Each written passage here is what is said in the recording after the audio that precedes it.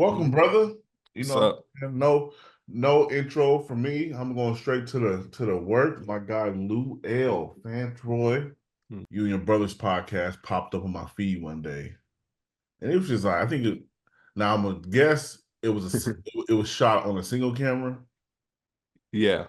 Okay, so the way you must have did the post production because it was moving like it was like two cameras. It was zooming in on you when you was like giving your like monologue, and then it would like zoom out and then zoom in on him. And I was like, hmm whoever this person is killing it.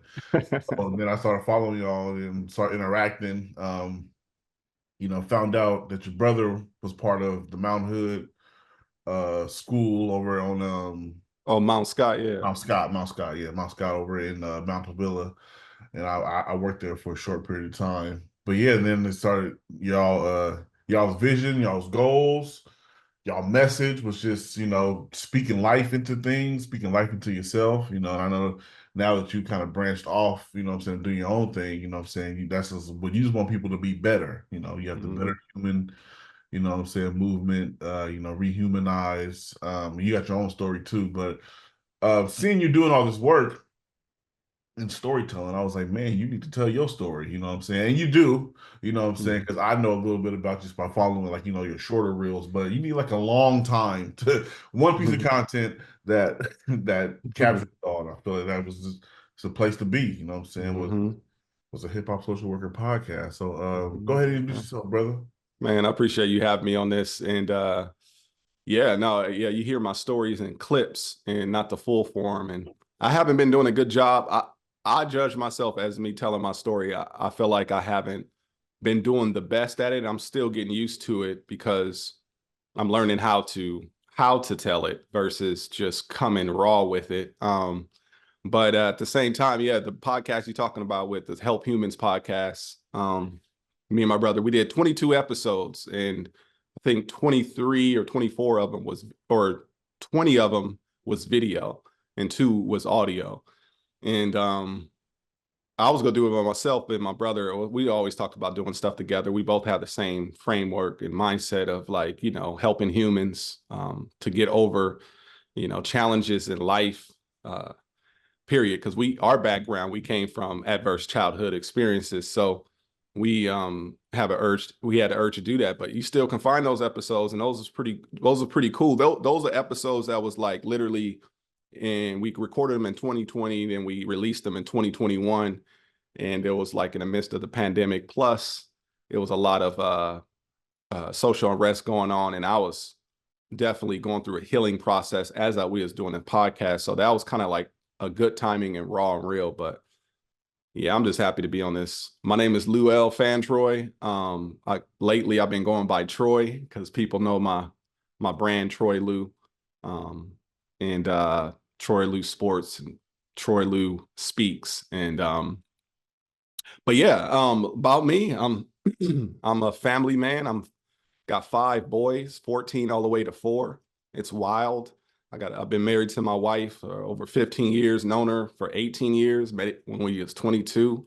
Um, Met her in ministry, and I was a minister for 14 years, serving as youth pastor, youth leader, to teaching team, being a head of the media team, digital content creation on Sundays, to being on staff of teaching. Then my wife and I tried to plant a church in 2018, but we started online. We did that for 8 months and realized, dang, we ain't getting no help doing this. So financial situation made us go back to normal lives.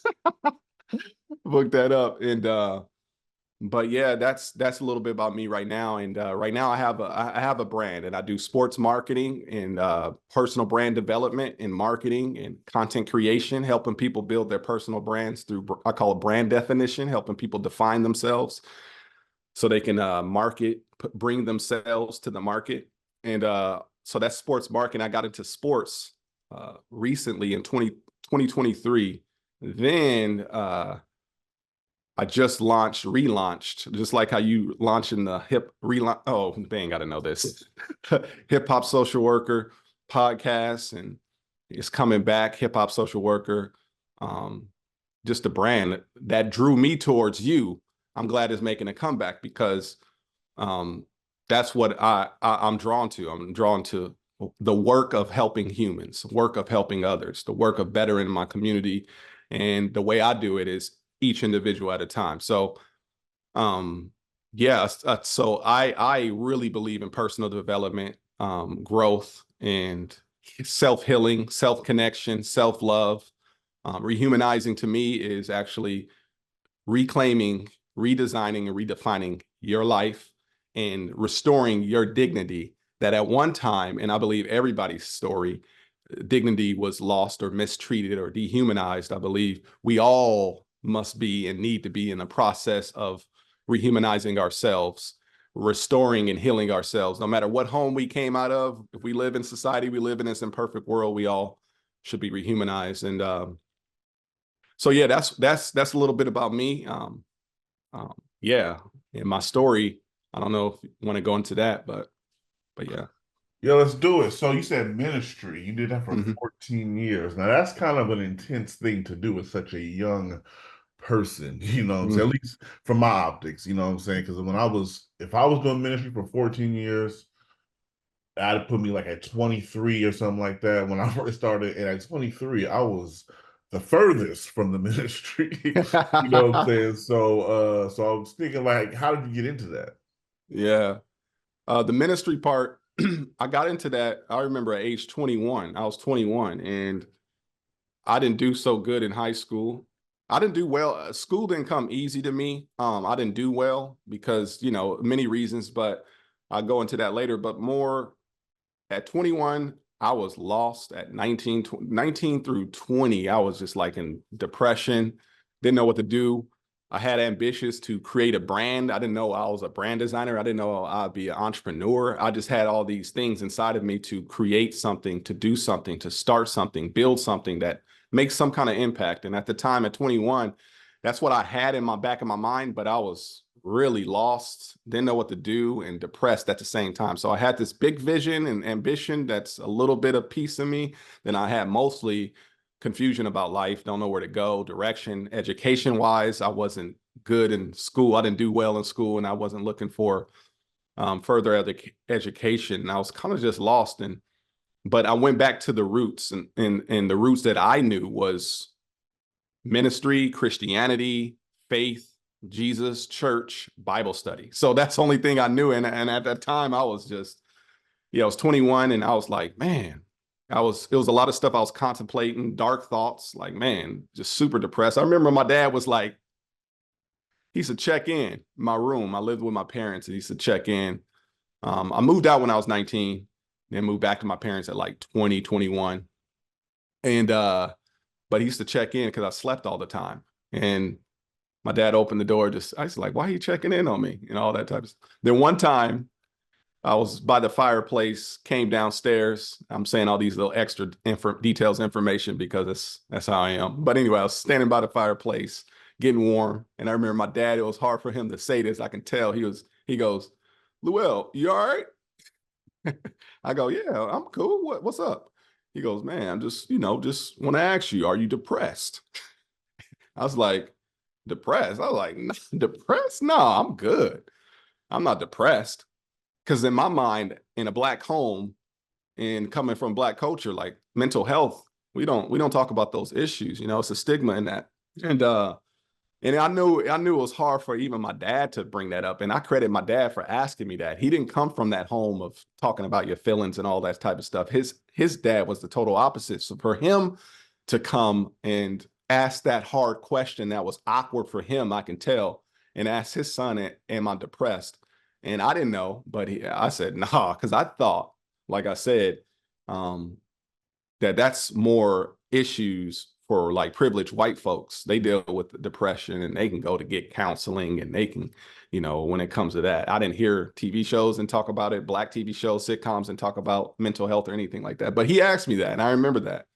And that's the first time I thought about, man, I must be down. These sad thoughts and this wanting to sleep all the time and just I didn't realize I was dealing with that. But that being said, is that it urged me to do something. I credit the way I feel down and out and low, it's because I don't have a good relationship with God. That's how I interpret that at that time. Mhm. So I went back to my roots of what I saw my parents doing. And my parents, I grew up seeing my parents in Bible studies all the time, carrying around their Bibles. I seen my parents memorizing scripture. And they told me about the story of Christianity, and I believed it. And it always was at the forefront and the back or the back of my mind, regardless of what I was doing in life that didn't meet up to that specific belief and religious practices. I Right. still had that. And so not knowing what to do, being lost, I go back to what I know that I feel like is good. And I remember I wasn't trying to join ministry at that time. I was just trying to get Bible study, get my relationship back with God. I figured this would take away depression and the stuff I'm feeling now because I'm lost. And Jesus is the person who finds you, right? So um, I I remember hitting up my brother. My brother come from the same background. It's like, hey, let's get back to Bible study and learning about the Bible and stuff. And like, like our parents did. And we even tried to do that as kids. So we mimicked that. And then yeah, we end up doing that. And a family friend that grew up with us, same experience. We end up getting together, cracking open the Bible. Then the family friend that we got connected to, he was plugged into a church. And I was like, I ain't trying to go to no church really. And we went to a youth group and was like, we too young to be in a youth group. We 20, 21, like surrounded by teenagers and stuff like that. What are we doing here? And then a youth pastor said, hey, anybody here that raps and can help us lead? We about to go to camp and we want to help. We need some leaders. And then I got plugged in, and then me and my brother and we had a little group, like almost like our own brand. We called each other Level 7. We was a Christian rap group and everything. So we ended up getting plugged into that local church. Then before you know it, 21 years age, I end up 14 years later in ministry. Felt like God called me that to teach, preach. And I thought my whole life was about to be in ministry, traveling, evangelist, writing books and the Mhm. whole nine. Doing the typical American pastor is writing book, getting book deals, getting paid to speak, TV. um, TV, you know what I mean, fame, all that type of stuff. I thought that was the way to go. So um, that was 14 years, but of ministry. Then 2018, my wife, and I met my wife. That's where I met my wife. She was a pastor's kid. She grew up in ministry and church. I met her in 2007, and we got married in 2009. And we've been having kids ever since. I mean, we stopped. I got snipped after the fifth kid. We're done. But Mhm. uh, but yeah, that's where I met her. That's where I met my wife, and also experienced a lot of religious trauma in ministry. That's what in 2018, that's what I meant to say. 2018, we stepped out, took a sabbatical after we tried to plant a church. And then we also joined another church to try to, get help and support with our church. But stuff wasn't moving the way we moved financially situation. And we just said, you know what, let's stop this, take a sabbatical. And the first time in my life, I took my faith outside the four walls and I began to deconstruct my life, my childhood. I've been to deconstruct my faith, my ideas, how I see humans, how I see life.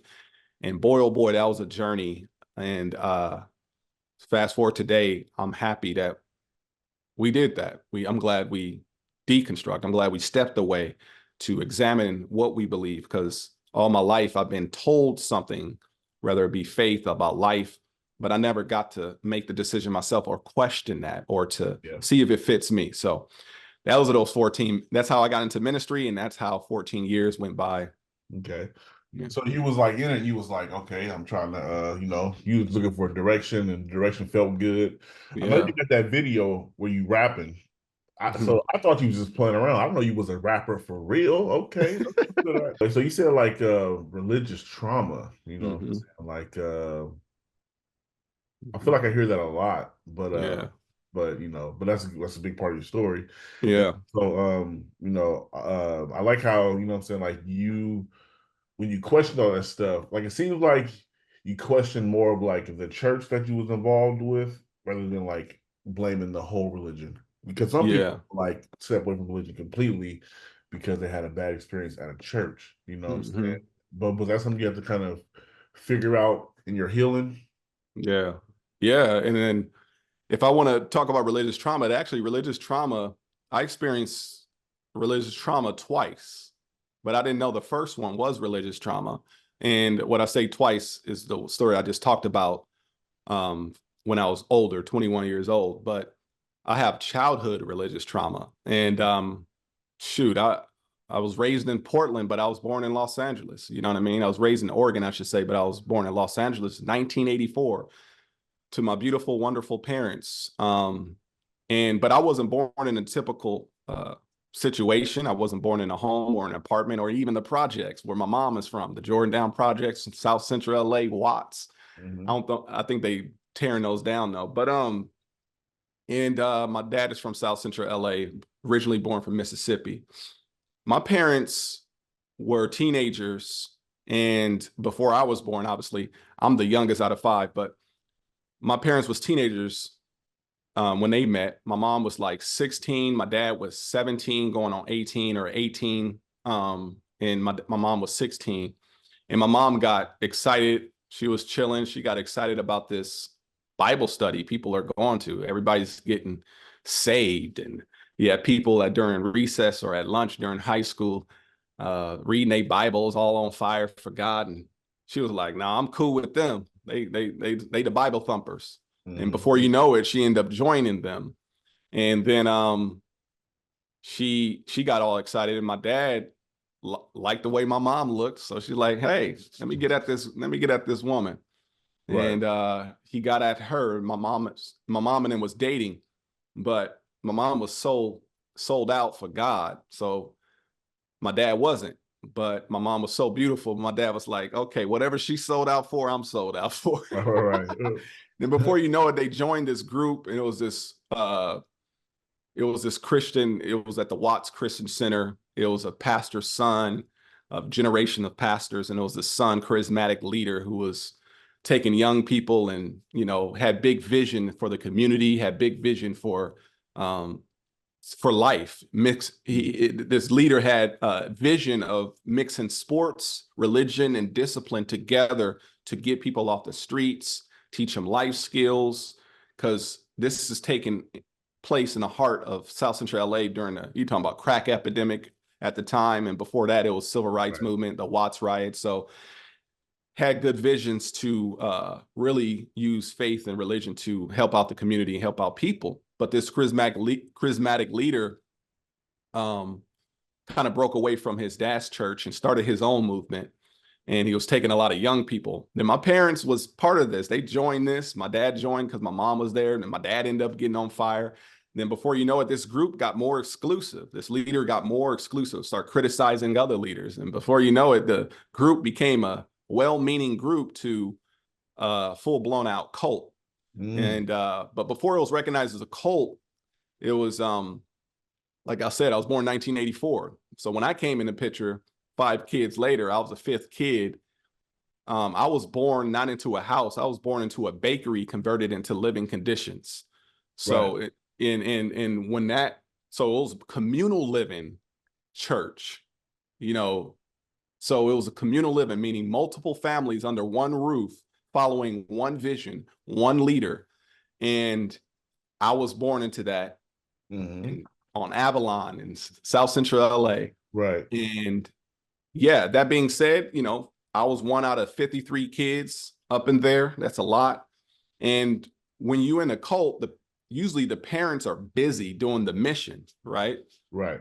While the kids are being kind of watched by the person who's in charge of the daycare, um, which was dope caretakers. I even like the person who took care of me, and just I'm still close to them. I'm still cool with them. I'm still cool with that lady. She's real dope. She's like an auntie to me, you know.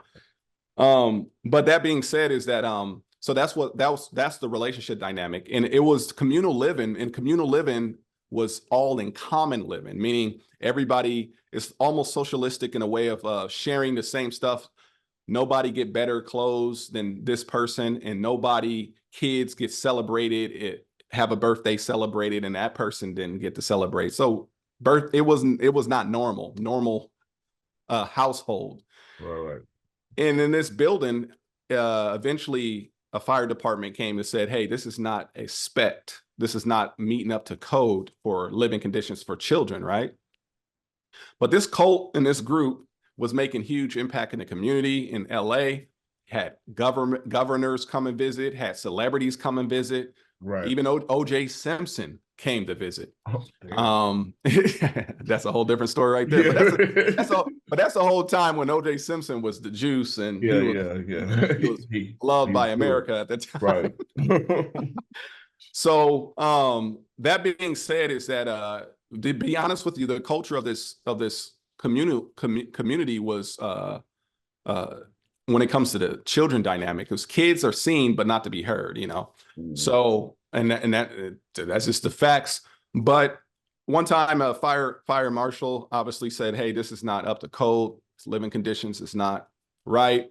So you have to remodel." So during the remodel, the kids, 53 kids, wasn't safe in them to live there.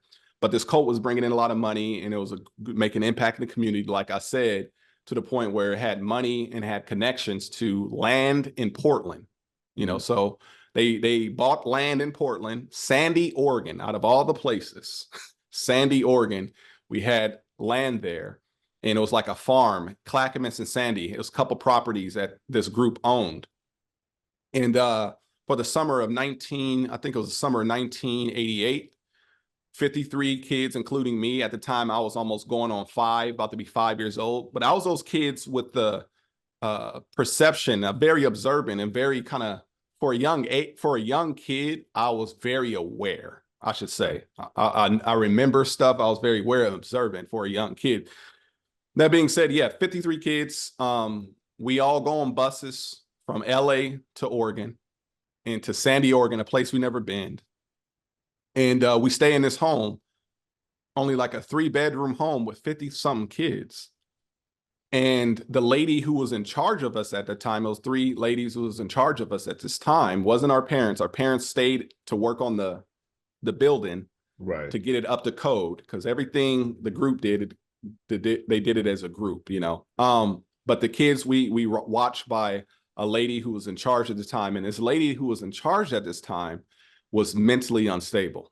Then the leader wanted her to have a purpose, and because a lot of stuff was going on. I mean, she didn't mentally break down out of nowhere. It was a lot of mental games going on, like in every cult.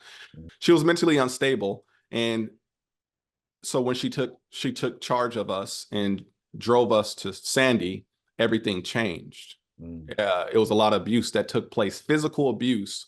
I'm talking about like hazing, whipping, and if you look up in the news report, you get a lot of detail. So I remember, only my first memories was at this house, was the summer of 1988.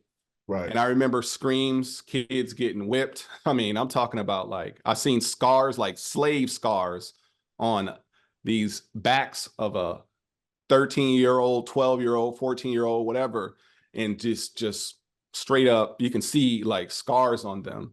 Right.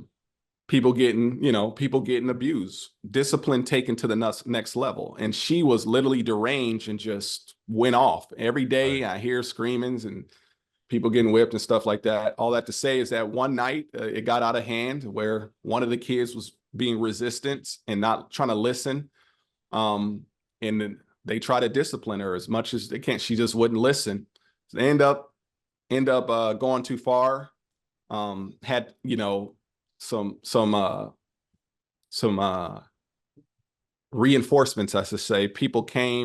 Some adults came to check in on us. And this time of this abuse was going on, the headquarters in LA did not know. Right. Parents didn't know. Nobody knew what was going on. They'd send food up to us. They'd send all these things up to us, but we don't see it because the person that was in charge of us was blocking that, giving us just vegetables and like basically almost just malnourishing us. Right. Yeah, they went too far, and they lined up all of us kids together and watched a 9-year-old girl get beat severely to the point where she ended up passing away, dying. And they panicked and they tried to rush her to the local, it was a Clackamas, I think, fire station. And that's when the police came down. FBI was already investigating our group anyway. Right. And when we came to Portland, it was even more news coverage on the group because they thought we was a part of that Raji group in Portland over there. Rajneesh. Yeah, Rajneesh. Rajni. Yeah. Yeah, they was making Yeah. sure, hey, are y'all the same people? Right. And, Yeah. you know, um, but no, yeah. So doors being hit, knocked down, kicked in the door, police coming in. So I remember sirens being everywhere, or like not sirens, but lights. Right. It was Right. at night. And one of the best feelings I ever felt in my life that I always go to is being carried, being held. I was halfway asleep. I mean, not asleep, but I was tired. I was kind of like looking around. I was like, wow, all these lights. But I remember being held and carried because I honestly, for those months that we were in that summer, I wasn't getting held. I wasn't getting my needs met. It was just survival. The whole house, people was in charge of us younger kids were different adults from the main adult that was Right. abusing everybody. So we was downstairs, but so we didn't get the exact same, we didn't get that same abuse as the older kids. Um but yeah, I remember being carried away into big buses. I mean, it was so many kids that they couldn't, the city had to take us into custody to McLaren. It was so many kids that they took the TriMet buses or whatever, Mhm. ground travel buses, I should Greyhound. say. Greyhound buses, thank you. Yeah. And they took us to McLaren, and that's the first time we didn't ate normal food like breakfast, Right. pancakes, first time tasting candy. This group that we were in, the cult we were in, we was trying to be purists in our Right. health, purist, and all that type of stuff. So the kids, I remember us grubbing and all the kids throwing up because we're Yeah. not used to eating that food. But yeah, Yeah. so we was taken away into custody, and our parents ended up finding out. It was blown away, shocked. Everybody was, Yeah. and they were told that come get your kids and you guys can go home.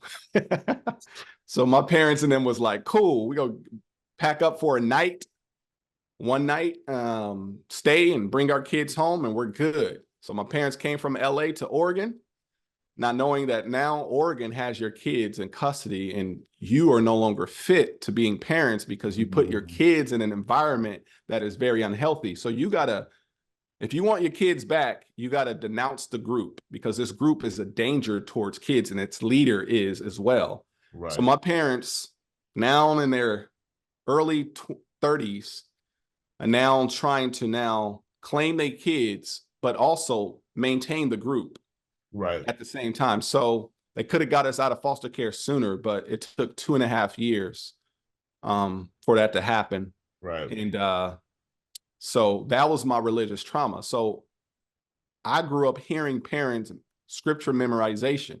It was kids at 8, 7, 9 years old that knew the whole book of certain books in the Bible. Like it's a book in the Bible called Romans. It has many chapters. Mhm. And the leader wanted everybody to memorize the book of Romans.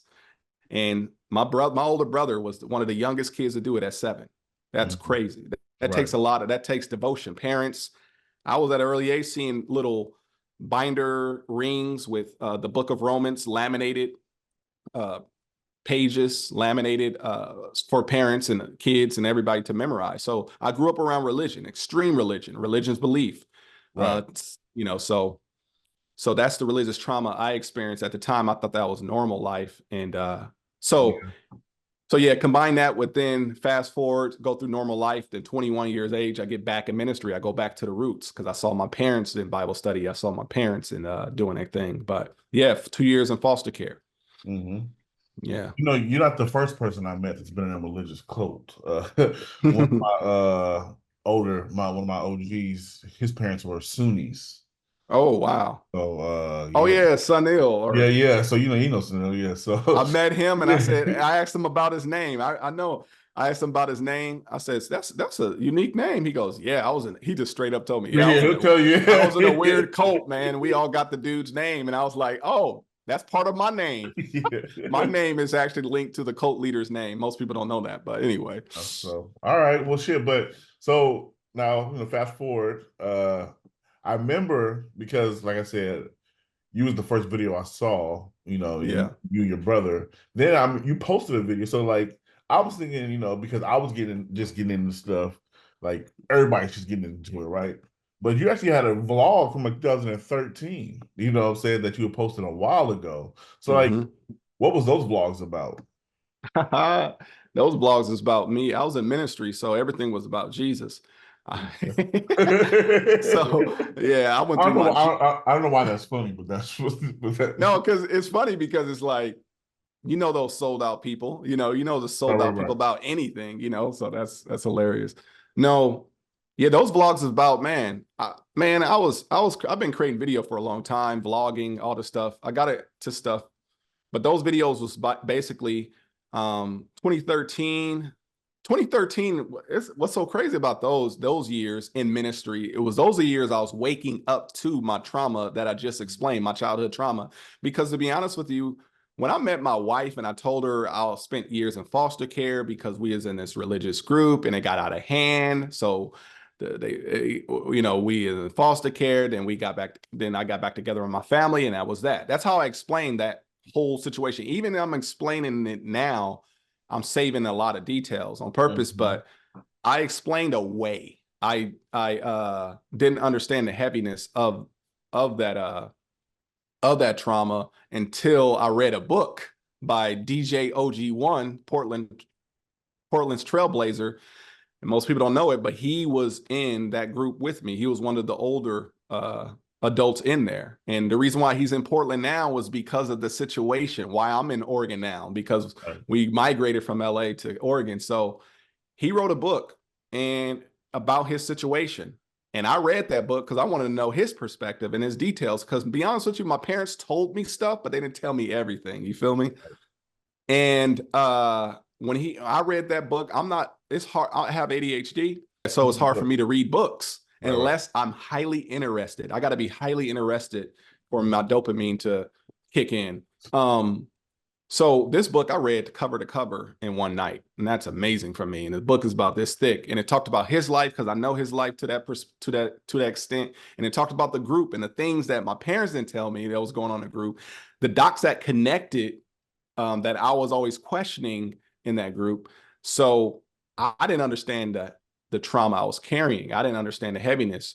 So 2011, 2012, 2013 was tough years in ministry as I'm learning about my past, learning more truth about my parents, learning truth about my foster care experience that I did not know. And I end up getting even my case files, because you can do that when you pass age 18. And I wanted to know more about myself, my truth, and my trauma. I was on this hunt for truth and healing. And in that, it's painful, by the way, if anybody go on that route, but it's so worth it. That being said, is that, yeah, 2013, I was in ministry at the time, blah, blah, blah. And but at the same time, I was dealing with a lot of conflict. So the videos I was making was avoiding all the stuff I was going on. It was more videos on like self-improvement type stuff. Basically, Right. it was self-improvement, good advice. It's who I am now. Like I always been a person who sees people and believe in people and believe that, you got dope ass potential. Like, I Mhm. don't know. I just love humans. I really do. Now I feel Hmm. like all that like trauma you've been through, like now, like you said, you're the person that you always wanted to be. You know what Hmm. I'm saying? Like when people meet you, what I'm saying? It's like nothing but love, you know what I'm saying? You got like good energy, you know what I'm saying? Yeah. Like people want to like associate with you because they know like ain't gonna be no foolishness, you know what I'm saying? You ain't gonna say, hey, you know what I'm saying? I got five of the homies outside. Can you get them in too? You know what I'm saying? You ain't, you a father. It just like exerts your husband. It's just like exerts like outwardly, like you're someone Mm. that wants to, even like the content you create. You know what I'm saying? Like, like I know your nephew, he's killing it, you know what I'm saying? So it's probably easy to create content for him. But but this show like giving back and like how like really it started with that, both like sports, right? And sports Hmm. started with that, and then we kind of went other places because what I'm saying, they can tell that, like what you're doing, you know how to get the angle, you know how to tell the story. You do it from a place of love. Mm. Not a place of like, oh, I'm trying to get these clips up so I can, do my thing. It's like, nah, like this is my nephew. And anybody that I focus on, I'm gonna show, what I'm saying, just it's more than just a basketball, game, football game. It's like, Mm-hmm. these are high school kids out here trying to create their journey. Mm-hmm. And I want to be a part of that journey and be a part of that brand building, like you said, building a brand, right? Mm-hmm. And of course, nowadays all these kids are brands, so it's way different when we was in high school when, like if you was cold, you was cold, but now it's like you really Mm-hmm. gotta like have like presence, and you Mm-hmm. hope that. So uh Mm-hmm. was it hard to like transition from like kind of Mm-hmm. vlogging style to like sports? Mm-hmm. Um, yeah, I used to, yeah, I know you're talking about the transitioning from, uh, trying to create content and be an influencer or create and even before the vlogging area, I vlogged, but I also did like a lot of talking head videos. And Mm-hmm. basically I use creativity as my outlet in my coping, and also in the way you know, uh, creativity has got me through a lot of dark seasons. Right. And I will create if I'm feeling, I'm a filler. I'm very sensitive to feelings, but um, I'm a writer. I rap. I don't rap that much, but I write. I used to write poems all the time. And if I'm feeling rejected, even if it's not even rejection, but it's this perceived rejection, I write a rap about it. And it feels just this release. It feels good. If I'm feeling like overlooked, then I will write about that or create something with that. I don't know, but I always been uh, that type of creative. So when I create stuff, I create that was a therapeutic creation. But my content creation was always to help humans. It's always to inspire the next person. And I'm glad you said that. First of all, I want to thank you. Thank you for, I don't see myself when you have CPTSD, trying to know who you are has been tough, and also know how you impact others. My perception, self perception, um, has taken a struggle on how I perceive myself. So I can take stuff as nonchalant when other people be like, "That's a big deal," or even relationships, I can be nonchalant when really, because I'm thinking I'm not that serious, I'm not that important. I don't need to be there. I'm not. People don't care if I'm there. And my wife had to tell me, "Babe, you got to understand, um you are more significant than you think. You are more, so you saying all this stuff about like, man, how you feel the love, you feel like when I'm doing video of people, how you said, man, it's more than just, it's something deeper than that. The fact that you say that, thank you, and it's validating. And I'm happy that that's what is being felt, because that's who I am and that's what I want. And but yeah, all that to say is that the transition from personal development, brand, I'm a digital creator, meaning I provide products and services, online products and services, whether it be brand coaching, personal development, all that type of stuff. I was doing that, but then transitioning to sports in September of 2023, I did that by accident. It was my nephew. I wanted to support him. He experienced a loss. His dad passed away. Mm-hmm. Um, and I said, I'm gonna be in his life. I'm gonna support him. I'm gonna be there with him. And so I said, okay, cool. I was actually I was working on a project, a digital project that was all about personal development, helping humans rehumanize, right? Mm-hmm. And I was in the midst. I was about to collab with somebody from the East Coast too. We was about to work on a product together, digital product together. But I put that on pause, and I put that whole my brand and my business on a pause on that personal development part. Pause. And then I focused on, okay, let me support my nephew. Then after I supported him, like I went to a game, I said, let me highlight him. How can I support? How can I lift up others up? My way of doing that is not so much being a community ambassador, going in the community, shaking hands. I'm an extrovert, introvert at the same time. So my way of doing that is actually marketing and branding and serving somebody, telling their story, helping them use their voice, amplify their platform. That's my way of serving others. So Mm-hmm. I wanted to serve my nephew by his goals and ambition is to make it to the next level, but you have to build a brand to do that. So I use my branding knowledge and expertise to create content. So I went to his first game and I looked around the atmosphere. I saw more cameras than I was when I was in high school. I saw the Instagram response and the reaction, and I seen young people, just loving this stuff. And I go, wow, everything I want to do to develop humans and my heart towards people, man, it can be more effective maybe in this sports area. I grew up in a sports family. Um, and I always love working with young people. I said, me and my brother both said we want to work with young people. And the reason why Re-Humanize is available, I come up with Re-Humanize. The reason why I want to help people, the reason why it's all about helping humans is because of the trauma I experienced. I felt helpless. I felt rejected. I felt not important. I felt overlooked. I felt powerless. So my response to that after healing and just my personality is to empower, is to accept, is to amplify, is to help others. Because when I'm doing that, I feel like I'm helping the helpless seasons in my life when I was helpless. The helplessness that I felt and the helplessness child that I was, and also the seasons I was in, I feel like I'm healing that person when I help others. So yeah, I transitioned to sports. I gave you this weird answer, this long answer.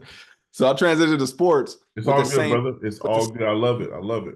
mentality, same mentality. It wasn't just, oh, let me just record a highlight. Every person I shoot, I look at that's somebody's child. That's a human. That person have stories and different things they going through probably in this season. Nobody would know about probably until later or too late. Mm-hmm. And so when I'm recording them as a human, not as just an athlete. So that's why I believe in anything that I do, it's all about rehumanizing by telling the story beyond their what people praise them for, but who they are as a person. So that transition was powerful because um, I'm able to tell young people's story, work with young people and their parents, and also if that attention is if this excitement in sports is bringing that much attention, that means this is an opportunity to do something positive. So that transition has been easy because I've been using the same principles. Like I was saying to somebody, I said, I do sports marketing and I also do human development. And those are two different genres with the same message and mission, but two different expressions. So I said, in order for me to be able to build multiple brands and multiple arms, is that I have to be one person and I can't be multiple people. For years, I was multiple people. What I mean by multiple people, meaning only I compartmentalized everything. I'm this type of person over here to these people. Then I switch. I'm this type of person. These only show different parts of me, and that's cool. That's necessary. But it drove me nuts because I felt like, man, it was exhausting. So I said, let me just be me and be able to integrate my mission, whether it be human development or sports marketing, personal brand development. Same mission is to help people find themselves, connect to themselves, and build their platform to be anonymous, autonomous, or to have autonomy, and to be an empowered individual as a human, to take their brand and their platform to the levels they want, and also take their life and their mental, spiritual, and physical to the level they want. It's the same thing. It's be their definition. You know what I mean? Be your definition. So Man, that's dope. Man, yeah, I was like, okay, because getting into sports from like standstill, like content creation, right? Where it's just you. I can mhm. stop, I can edit. It is nerve-wracking because sports is so fast. You know what I'm saying? So yeah, just I feel like I feel like I feel like I have a folder of like, or I have a hard drive of pictures that I just can't even look at because just because they're so bad. And it's not like they're bad, like they're not like they're just bad because like it looked like I was just taking a camera and pointing and shooting. You know what I'm saying? Like, yes, the focus is focused. Yes, it's clear, but it's like, why? Or like, motion blur. I didn't know about that until it was too late. Well, not too late, but I don't know about that till like A full season went right, by. Yeah. right. You know what I'm saying? So it is nerve-wracking to like from that transition, you know what I'm saying? And now you're doing the Troy Lu Speaks, you know what I'm Mhm. saying, which is like I feel like that's kind of more on brand than the sports. Because I feel like when I all the content that I see you create is all about like just making things make sense. If that makes sense, like using stuff like you did a video showing people how to get a like a good production with using like $300 cameras. You know what I'm saying? Like so Mhm. like I feel Mhm. like that's more on brand, the Troy Lee speaks. But how did you get that idea? You know what I'm saying? Mhm. To start that brand. Troy Lu Or Speaks. or that part of the brand rather. Yeah. Yeah, the part of the brand is that now I want to do what Apple did. I want to do when they came out with the iPhone, they came out with an iPad, and after they came out with the iPad, before that they had the iMac. Is that they mission is the same, but they have different products that expresses differently. Same mission, different expressions, and Troy Lu Speaks is no different from a year ago when I was. First of all, I'm a complex person with many gifts and many talents. I'm just being honest. I'm not trying to flex. I can speak, I can write, I can direct, I can video, I can edit, I can do a lot of stuff. I can figure almost anything out. Um, that is a gift that I was born with, and I'm excited about, and I accept that. That being said, with every gift and a lot of skill, like you born with a lot of talent, it's a curse as well because it's like, especially having an ADHD brain, when anything that I do, I can't.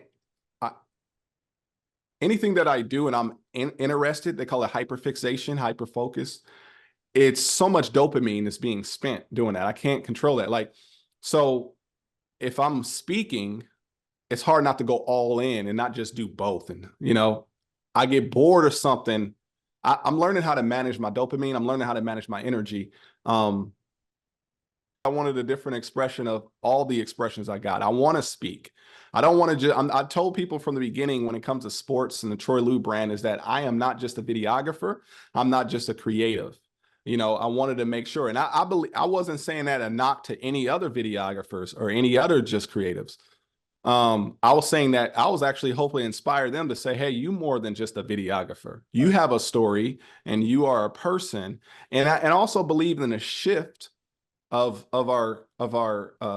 this generation of personal branding, person-led leagues. Like the NBA is people-led, is player-led.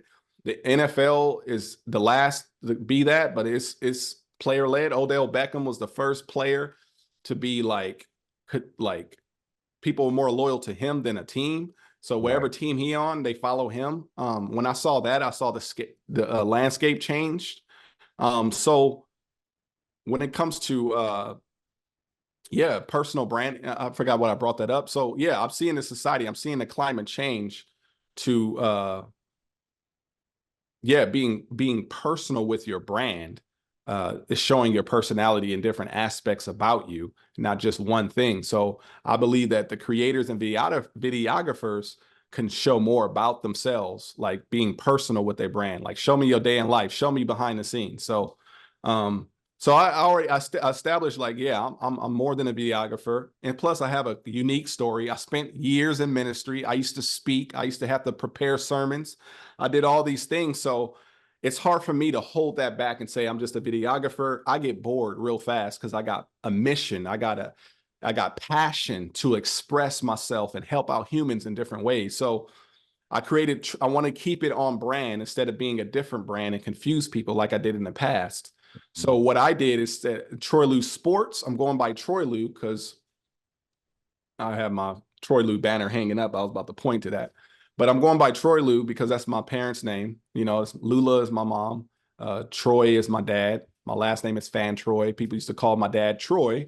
And my dad even had a company called Troy's Construction Company. My mom's name is Lula. So I wanted to create something like Kanye West did. He created Donda, a creative agency after his mom. So I created Troy Lu after my parents. When I create, they create because they created me.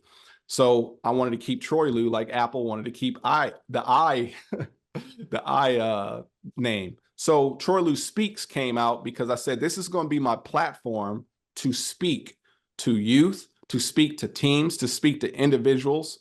And this is going to me talking about my personal development.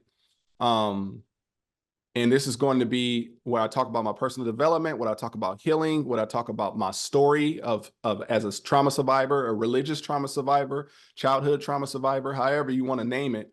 Talk about being more real and transparent, which is very difficult for me to be. I mean, people could say, "Oh, you come across genuine." You come across like I've been DM'd like on my Troy Lu Speaks page by this one guy who's a dope dude. And he says, man, you inspire me to just genuinely be myself and to talk and show up on camera.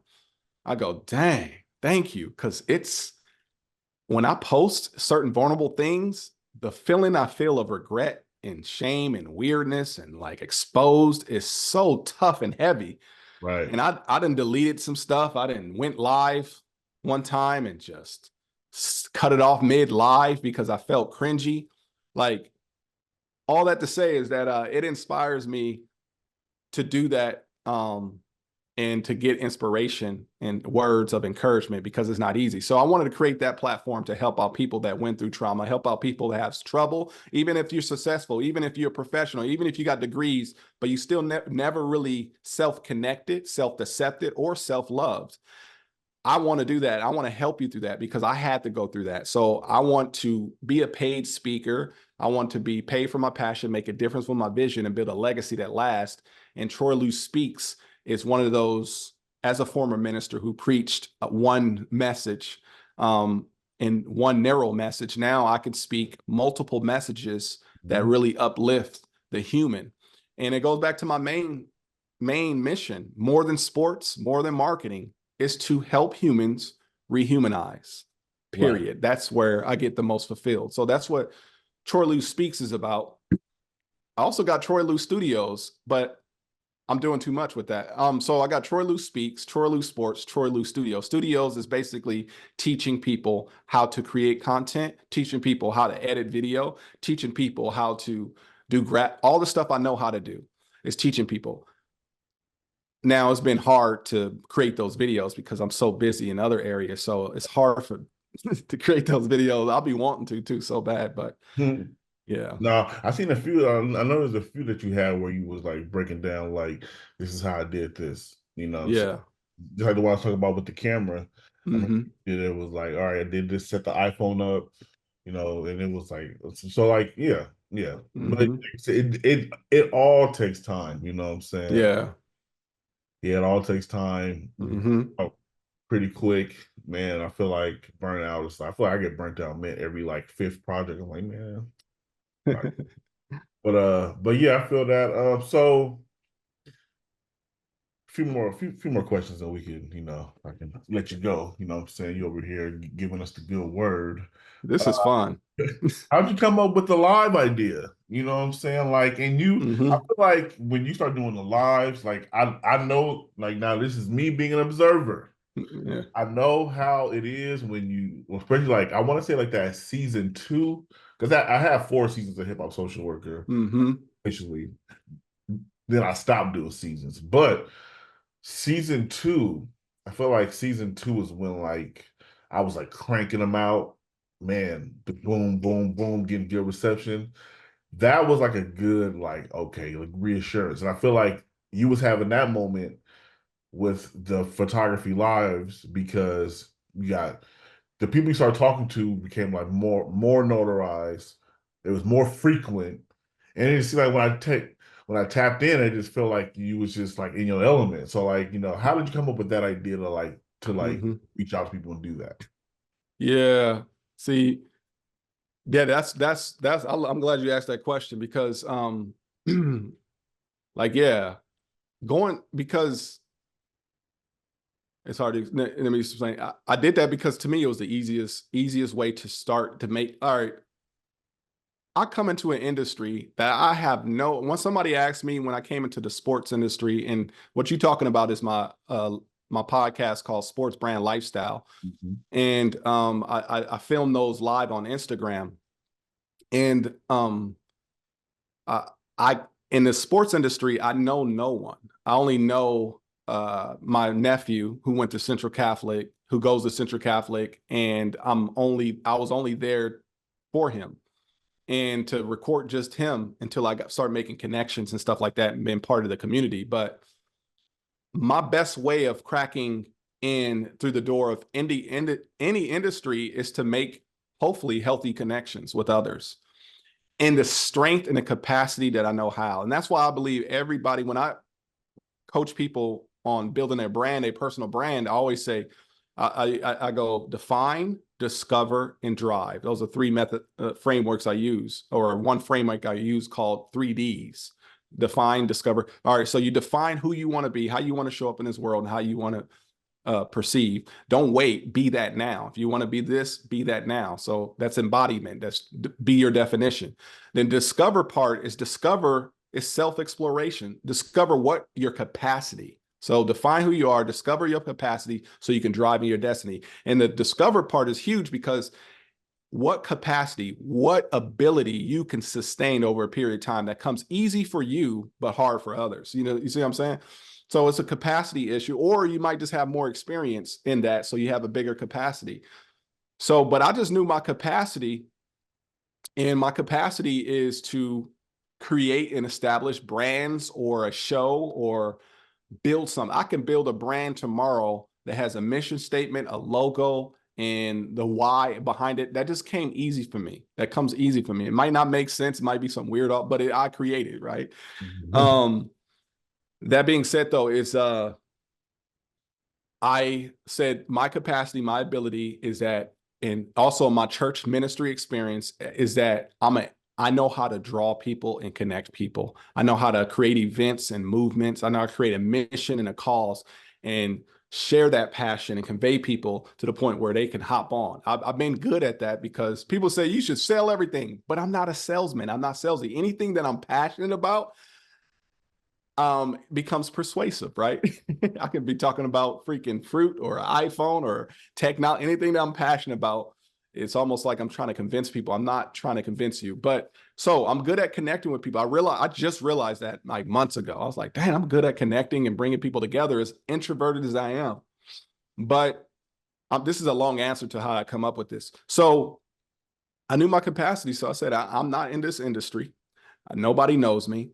But one thing I've done over the years is I have created went live, and I did that before to connect with other Instagram influencers and creatives. I've done that before, and I thought that was an easy way for them to tell a story and for me to get to know them and to create valuable content that will literally boost my brand and also boost other people's consumption of my content and amplify them. So I said, okay, I'm gonna do the same thing over here in sports. I said, cool, we got a lot of creatives over here, but I wouldn't mind a podcast and the Troy Lu brand to get to know these people. So I was gonna start a podcast, and the podcast was gonna be the old way of filming like this, what we're doing right now over online, pre-recorded. I said, actually, I've been doing Zoom calls in 2020. I worked as a mentor, so we had to do classroom presentations virtually. Mhm. So when it comes to virtual and doing live demonstrations or talking to people, I had years of exercise in that. So I said, okay, cool. I'm gonna do this. I'm gonna create live. That way, not only that I'm building something, but I want to build something publicly. I want people to see this in real time. So I'm gonna do this podcast online on Instagram, and I'm gonna go live. And what I'm gonna do is save that content and upload it to podcast streaming platforms. So this idea, that's what the idea, to me, it was a no-brainer. To me, it was easy. To me, it was like, cool, I can do this. I love talking to people online. I get in Zoom conversations. We used to, I coach people. I said, so of course. And I think it'd be valuable for people to hear Ryan Slider's story from SS Visuals. It'd be valuable for people to hear Fanta's story, how she got in there. Because honestly, being a person that grew up how I grew up, like didn't really have the best start in life, had all the odds against them, foster care, trauma, all this stuff. They didn't even move into my house like We talk about like my parents being born in a cult. I was born in a cult, foster, but we didn't really become a normal family until I was 8 years old. We moved under one home without sharing homes with other families. Normal home, mom and dad, brothers and sister, and a house by the time I was 8. But before that, it was so unnatural, it was chaotic, right? So that was my upbringing. That wasn't, I don't know why I brought that up, but yeah, all that to say is that Yeah, well, you brought yeah, it up because people share people's stories, yeah. and people, people have stories like yours. Yeah, thank you. Yeah. So people have stories like mine. People want to know, rehumanize them. They're more than a videographer, they're more than a creative. And I want to add value to the sports industry. Another thing, too, one of the biggest things, too, is this. I'm a type of person that perceives and see more than people know. I smile and I'm cool, I'm laid back. I can be hyper too, but I'm highly perceptive, meaning I've been good at studying human behavior innately. I'm saying that to say is that I understand human behavior. When you go into an industry, in any industry, there's insecurity. And being in ministry, you walk in a room full of pastors, you walk in a room full of insecure people. A lot of leaders and a lot of people in positions of power are insecure. You'd be shocked. Mhm. Um, that being said, is that I believe in some, it used to drive me nuts when people hate on one another. It used to drive me nuts. It still does, but I'm saying when somebody's jealous and competing. So I hate all that stuff. So I know human behavior. I know the competition is in every industry. I know insecurity is in every industry. So I believe in affecting culture. My brand, we a care culture. Help Humans Care. That was the name of my old website. My company is actually Help Humans LLC. We just go under Troy Lu. We use that Troy Lu brand, but name. But I said, you know what? Instead of competition, I'm gonna create connection. Instead of competing, I'm gonna create community. Instead of comparison, I'm gonna create collaboration. You feel me? So I just countered everything that is. And plus, I believe in your brand being unique. What makes you different? It's being yourself, because everybody else is different. I'm a person who loves bigging other people up. I'm a person, one of my gifts is encouragement, affirmation. That's it comes easy to me. I do. I'm not faking it. I really believe that's how I am. Um, so I said that's what I'm gonna create. So I noticed other creators bigging up other creators in the comments in these lives. I noticed other creators is looking out, looking for a creator. So instead of me creating this competition and, oh, you're a videographer for this team, that means you taking my job that I had, or if I instead of that scarcity, I created abundance. I created love. I've created all that. So I honestly believe, and that's one of the things I created, because I believed I could make a difference in that area. And to be honest with you, I wanted to unite people, connect people, not hate on people, and also not create that competition. No, I want another creator to talk about another creator that they like and go ahead and big them up, not only in the comments, but I want to create that atmosphere of care. Because when I come around, wherever I go, I'm not gonna hate on you. I'm not gonna throw you on the bus. I'm not gonna do nothing dirty, because I like my dad. My dad says, I take pride. My dad's a coach at Mount Hood Community College. And he says, I take pride of being a safe space for people. He goes, I take more pride in being, when you come under my teaching or coaching, you don't have to worry about nothing weird. You don't have to worry about nothing me. You don't have to worry about the stuff, scandals you hear. He Right. goes, I take pride in being that. And to me, I take pride as myself, is that if you with me, you gonna get nothing but love and respect and care, period. And I try to change. I try to be grimy like other people, but I couldn't. I try to, like, okay, you gonna be like that. I'm gonna be like that. I'm like, man, no, I'm gonna continue to be me. I'm gonna continue to give other people a voice, because nobody gave me a voice, because they were afraid that if they give me a voice, then it will quiet their voice or overshadow their voice. I understood that. I understood I was self-aware in a way where I'm charismatic, I'm beautiful, I'm handsome, I'm a leader, I can do this, I'm talented. All that to say is that when you walk in a room, other people can feel intimidated, but I take pride in saying, even though I'm a bright light, I'm all about sharing space. I'm all about lifting you up. I'm all about that.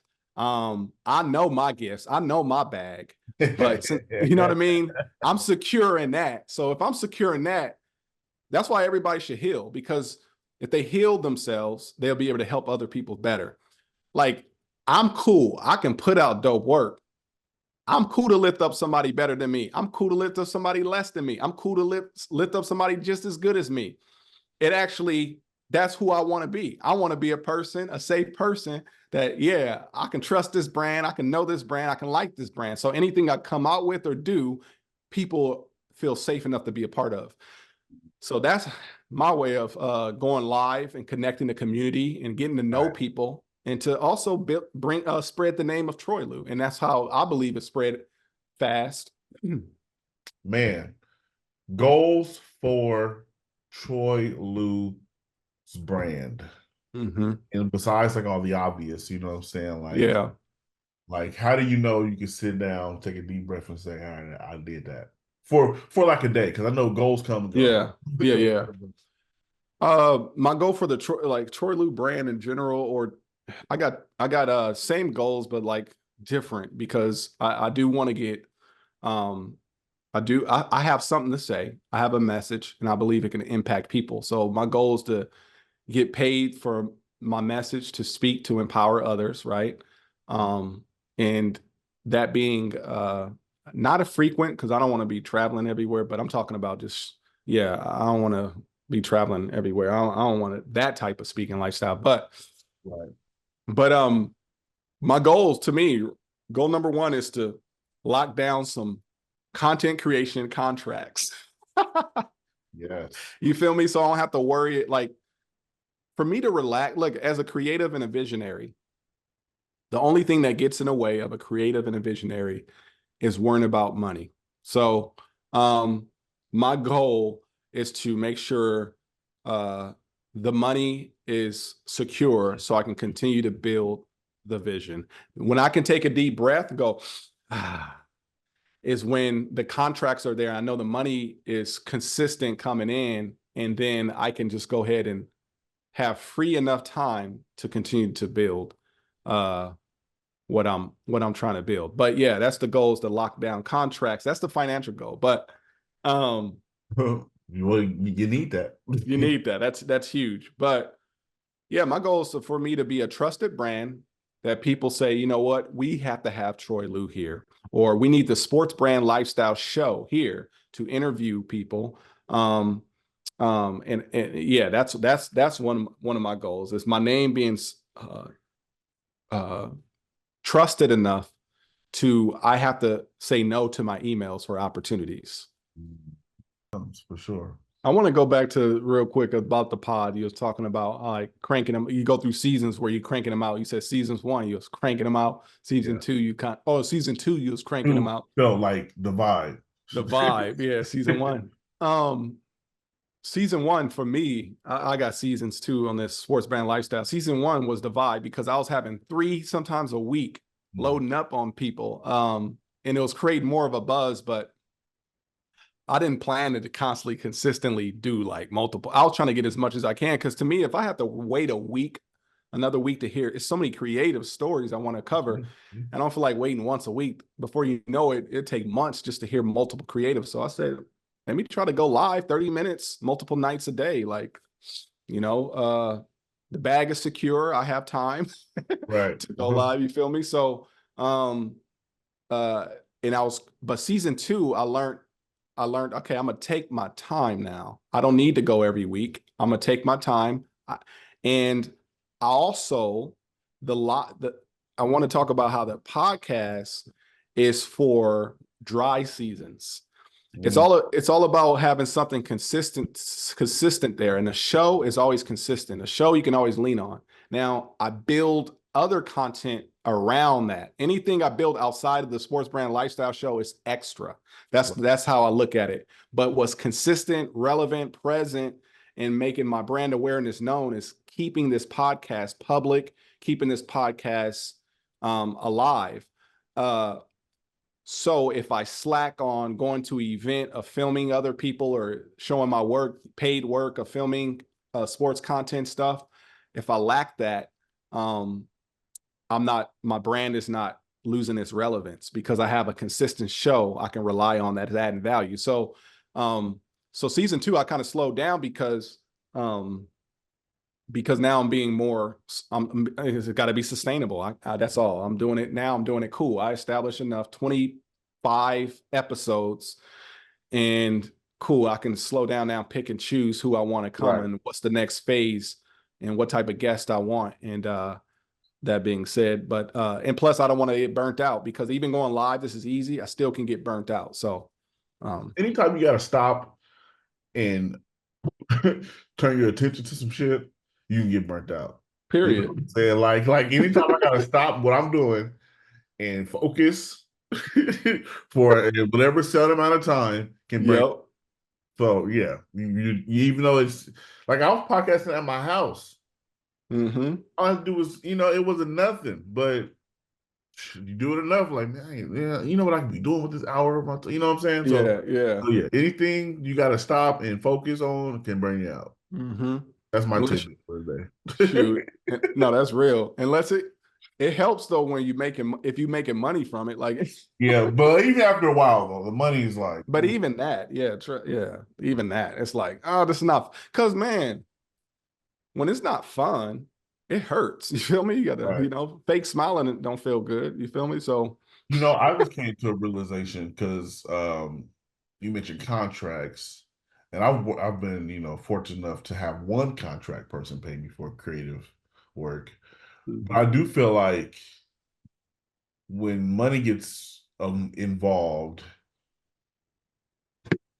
especially like at corporate levels, it mhm. like to take the fun away. You know what I'm saying? Oh, it really Now, can. how do you balance that? You know what I'm Yeah, saying? it Like, can. All right, that's a good question because, like I said, it's stuff have to be fun, and I got contracts where it was like, okay, this is just a job. You know what I mean? And it's not fun, but I'd rather do this. Here go. All right. I have I have a huge vision in where I want to be. And it's sometimes even hard to explain, like even to myself, but I have it's more filling. I have stuff written down, but it's more filling where I'm going and what I want to be is so huge. And it's probably not big on a grand scale like fame or nothing, but I'm talking about the effectiveness of it. So I was telling my wife this, what drives me in dark times, slow times, bored times, is what keeps me fun, what keeps things fun or keeps me moving or let me deal with this situation is my vision of what I'm trying to accomplish, the impact I'm trying to make, the brands I'm trying to establish. That mission alone already gives me purpose, gives me passion, it gives me a reason. So even though you could be going in that vision and then you start getting paid for the things in that vision, like a contract that's part of like an organization or corporation, and your heart might not be in that organization or in that contract, even the work itself is not that exciting, but mhm. you have services that you're doing. Um, I do my work to my best ability. Then once that work is done, and I go back what fuels me and drives me, which is my mission and my and but that is my mission. You know what I mean? That is a stepping stone because it's within my vision. It's not the fun part, or it's not as fun, I should say. Right. Um, and and to me, I'm like, cool. What sustains me is that this not fun thing is actually feeding what's going to be fun or what is fun. So Mm. so that not fun thing is actually feeding what is fun. So it's all how I look at it. So I look at it in a way where this is not exciting, this is cool, but damn, I'm very fortunate to have this contract because contract is not is dope. And how we worked it out is I'm getting paid good, and also I'm not doing as much work as I thought I would. And finally, I deserve that. Like my work, like if you think about it, like the higher you go, you shouldn't have to get busier. Your skills should be so good and you can do it fast enough, you can do it quality enough. And even if it's decent, the fact that you have all this experience and you spent money on gear, it should be we should get paid a good amount without having to go back to feeling like a 9 to 5. You feel me? Right. That's my mission, but it ain't like that all the time. So that's what I look at. I look at it like, hey, this is not most exciting, but it's part of the mission, but it's feeding the funner parts. It's allowing me to continue to create things. Might not be making me money now, but it's building my brand name and it's having a brand impact. Mhm. So I'm making more connection. People are trusting my brand more. When I call up and ask about, hey, can I get media credentials? They already know who I am. That's another thing about it. Is like I go and write a whole huge email. Hey, I'm Lu-El from Troy Lee Sports and blah, blah, blah. I did this and Bob trying to do this. Here go my website. And I get an email fast. Oh, Troy, we'd love to have you. And I'm thinking, dang, you know who I am? Like, like, okay, Right. I guess. Like, you know what I mean? So that Everybody, you'd be surprised who's watching. You know what I'm saying? that's what I'm saying. That's Surprised. what I can be so naive You'd be and so ignorant. surprised. Yeah, I mean, okay, well, shit, brother. I appreciate, you know what I'm saying, the conversation. I appreciate Absolutely. you sharing some details that I wasn't really expecting, but Hmm. you know, I'm glad that you felt safe, knowing that, you know what I'm saying, yeah, Hmm. it's just you shared your information, Absolutely. because like I said, people listen to this pod. The most like I don't have like a cliche, like a niche, audience. I feel like audience Hmm. most randomest people like, oh yeah, like I've heard you before, and like so what you share might help someone else out in their healing, right? You know what I'm saying? Because that stuff, uh, Hmm. it's not easy to discuss. You know what I'm saying? Nah. And I can imagine. I mean, living in it probably was was crazy. Like you said, you know what I'm saying? You never, you know, it was a while since you was held, right? You know what I'm saying? Hmm. So just little Yeah. stuff like that, right? Like so but as in this season of life that I'm getting into, I'm more reflective of things, how we can help each other. Hmm. I can help myself, I can help my family. Like you said, Hmm. working less is something that I want to do. Hmm. Like this season's coming up. I don't know if I'm gonna be doing as much sports as I did last year. I feel like my brother is part of my mission, so I'm gonna Hmm. continue to help him. I But might need your help though this season. well, just let me know. I can always, Hmm. what's one thing about football season too is that I like that it was always on Friday, or Yeah. whatever sport you're doing in football, whatever league, whatever if it's NFL, college, or high school, it's either Yeah. Friday, Saturday, or Sunday. You know, what I'm saying? That Hmm. I did like that, but That's yeah, real. just let me know and we can we can figure it out. Yeah, we figured out. But I That'd be figured, dope. like leaving myself open for opportunities like that for somebody to Mm. call, hey, I need your help. Yep. Kind of just put myself out there, and I appreciate it. Hmm. But yeah, bro, I'll let you go and Yeah. coming on, man. Well, This was a good well, thank you for conversation. having me, and I appreciate this opportunity. And like I said, I definitely felt safe being here. I know who you are. I know the work you've done, and what attracted me to you years ago is my message for Re-Humanize. Is I believe in guiding people to their authentic self, because when we claim our authenticity, we claim our authority, and every human deserves to walk in their power and their authority. And when I saw you, I saw an authentic. When I saw you, it just a breath of fresh air. It inspired me. It literally inspired me because I know we're supposed to end, but going through what I went through, like I said, and then going the trauma that I went through, plus then going to in Black Portland, then from Black Portland to White Oregon, uh, with all that complex post-traumatic stress trauma, I learned how to fit in, blend in, suppress certain parts of me, all that type of stuff. So I've shown authenticity and it got punished. I've shown some of my real stuff, it got punished. Just like everybody life and showing too much of self sometimes in a white neighborhood being black, or you in a black neighborhood and you get clowned. You feel me? All kinds of different ways. Um, but being fearful of showing certain parts and that I want to show, certain styles that I want to show, certain language even I want to express, being so sensitive to other people's emotions, being a people pleaser.